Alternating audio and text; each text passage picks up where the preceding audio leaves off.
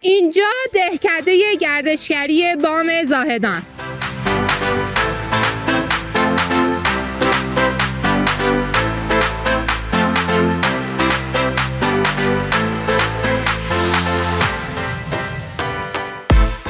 اولین ویژگی بام زاهدان اینه که در 10 کیلومتری شهر زاهدان قرار گرفته.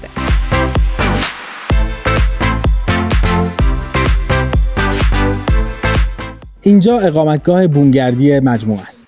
شامل 17 تا سوئیت، تراس‌هایی با ویوهای بی‌نظیر و فوق‌العاده و رستوران که ویژگی اصلی اون رستوران طبخ غذاهای سنتی سیستان و بلوچستانه که میتونه میزبان شما و مهموناتون باشه.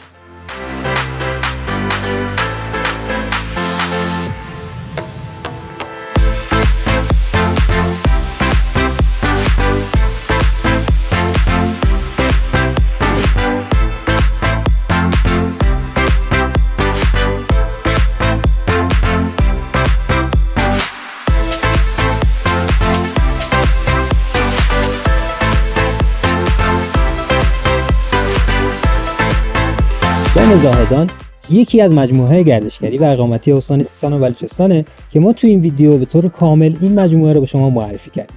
اگه دوست دارید ویدیوهای بیشتری رو از فضاهای اقامتی و گردشگری استانمون ببینید، با ما همراه باشید.